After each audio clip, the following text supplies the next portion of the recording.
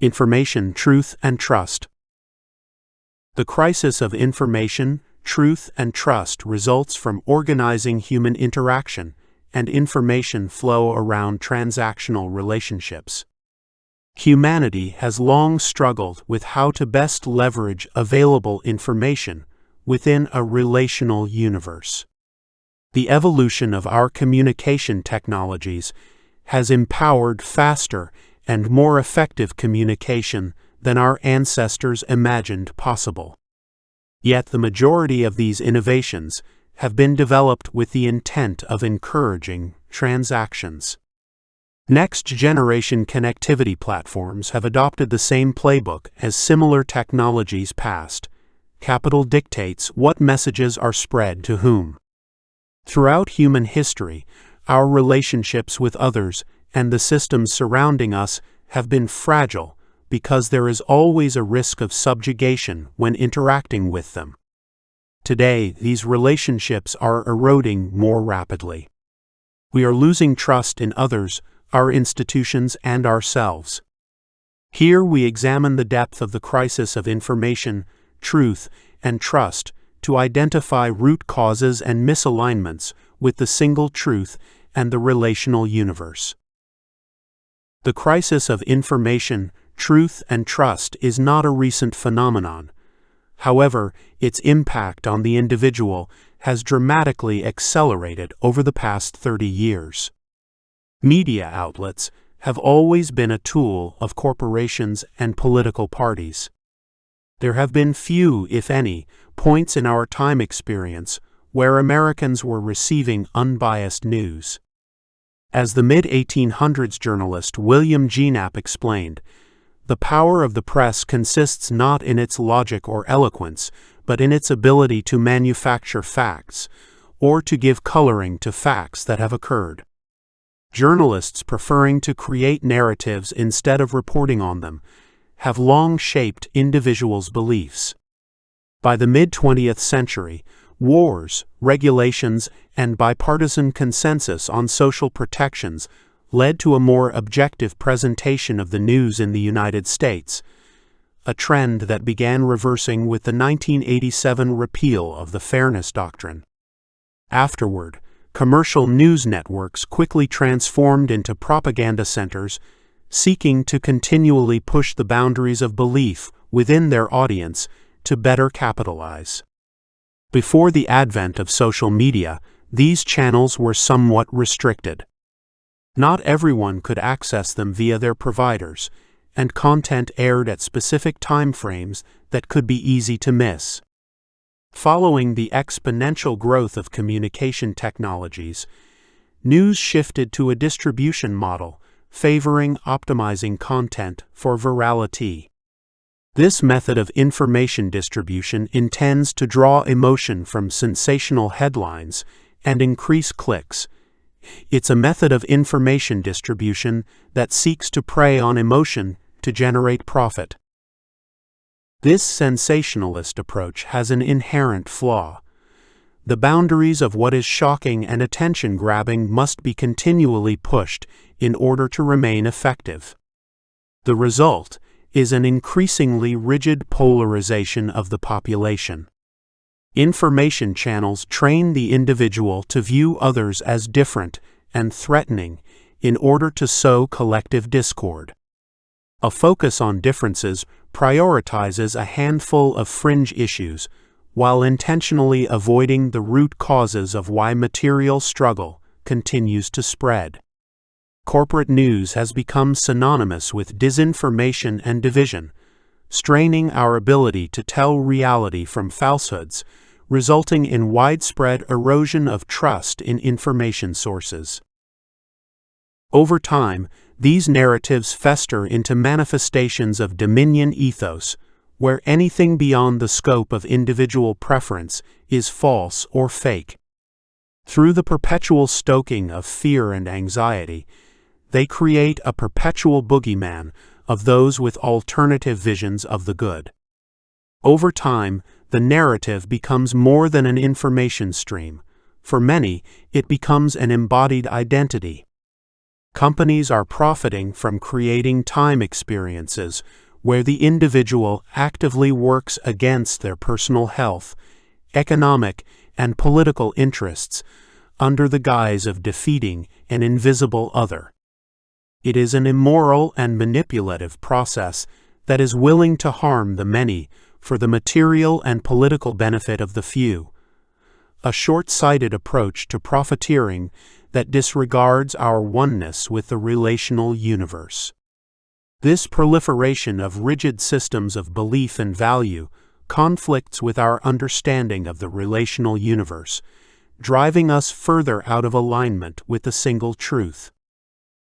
History teaches us that when the individual time experience exists within a state of scarcity and anxiety, authoritarian leaders are a likely outcome. Our present observations show us that even if authoritarianism doesn't take hold, it leaves a residue that will attempt to reform itself. Authoritarianism fuels itself through the manufacturing of otherness. It preys on fear to create hate. It is a form of political power that attracts desperate people looking for an escape from their own personal hells, pawns in a game they do not realize is being played. Authoritarians and their followers decry criticism as stifling their freedoms of speech and expression. The philosopher Karl Popper addressed this through his paradox of tolerance. Unlimited tolerance must lead to the disappearance of tolerance. If we extend unlimited tolerance even to those who are intolerant, if we are not prepared to defend a tolerant society against the onslaught of the intolerant, then the tolerant will be destroyed and tolerance with them. In this formulation, I do not imply, for instance, that we should always suppress the utterance of intolerant philosophies, as long as we can counter them by rational argument and keep them in check by public opinion. Suppression would certainly be most unwise. But we should claim the right to suppress them if necessary, even by force, for it may easily turn out that they are not prepared to meet us on the level of rational argument, but begin by denouncing all argument. They may forbid their followers to listen to rational argument because it is deceptive, and teach them to answer arguments by the use of their fists or pistols. We should therefore claim, in the name of tolerance, the right not to tolerate the intolerant. Authoritarianism will expand if the crisis of information, truth, and trust is not addressed through individual and systemic reform. This is further accelerated by our continued descent into the age of crisis.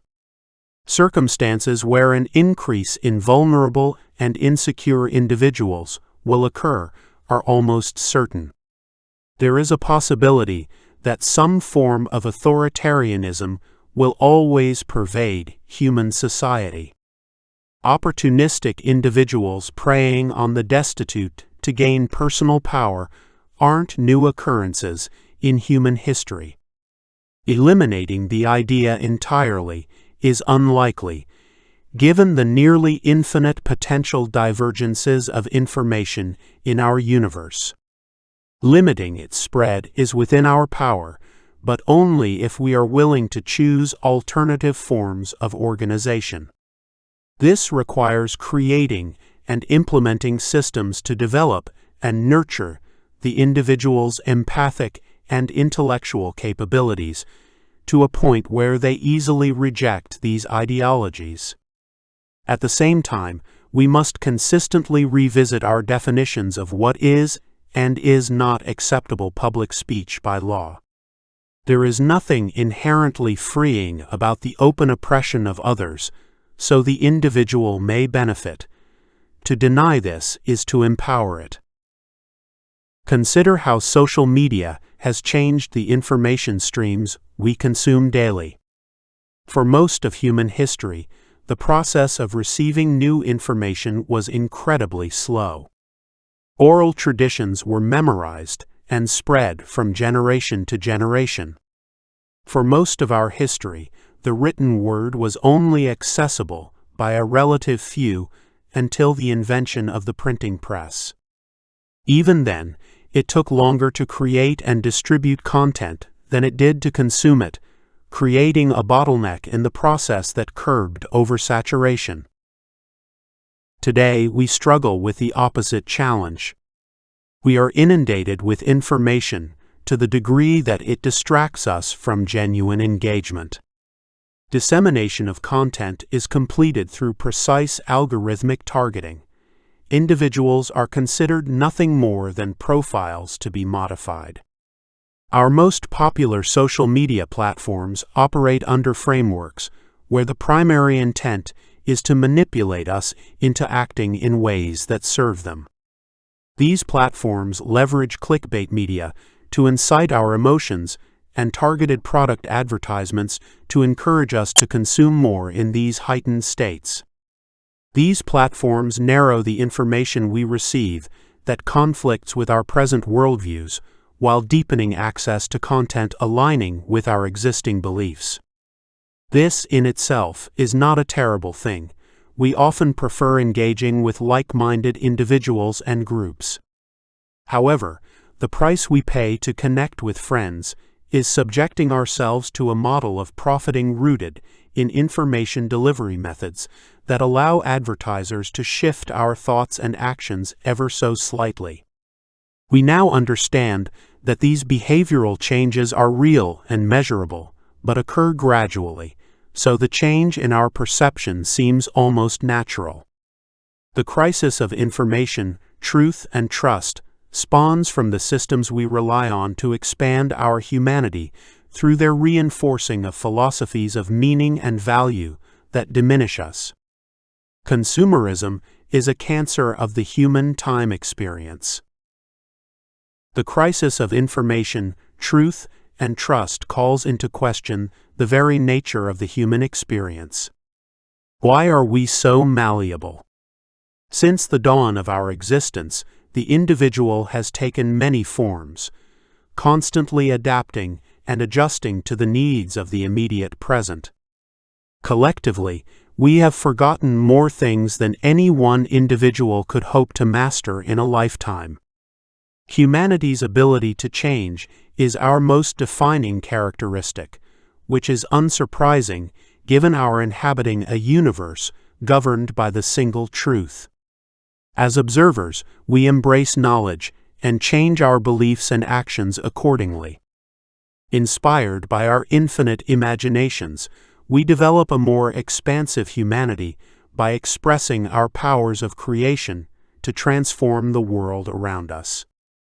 Our divine powers overshadow an inherent struggle of being one with the relational universe. Information continually shifts our understanding in a specific direction. Sometimes we notice, and other times we don't. At times we embody knowledge, beliefs, and habits that pull us away from the visions we establish for ourselves. The state of insecurity an individual inhabits within a given moment impacts how vulnerable they are to influence in directions conflicting with views and visions they hold dear. We begin to embody the information we consume. After a certain threshold, we become it, directing our focus and energy toward creating its vision and encouraging others to do the same. Our old self becomes lost to a past we can never access. This explains why so many today living in states of fear, anxiety, and anger toward others are those who have been disproportionately impacted by the crisis so far. The crisis of information, truth, and trust reveals our shared vulnerability for what it is, an inescapable part of being within a relational universe.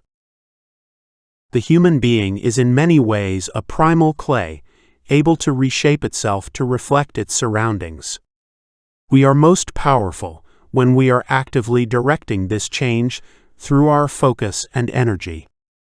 We are weakest when we are caught in the wave of our time experience, unaware of our power and absorbed in information streams unworthy of our attention. We will always have a crisis of information, truth, and trust within systems of organization that prioritize transaction as the highest form of cooperation. Institutions that allow and promote the proactive confusion and manipulation of the populations they intend to serve warp our time experiences in ways out of alignment with the single truth and the relational universe. We must overcome this crisis because within it we are increasingly impotent to collaborate around transcending it. Our development of new spiritual philosophies of meaning and value is rooted in a deep trust in the other. To establish that trust, we must reconsider what is and is not acceptable within the verticals of society that connect us to one another.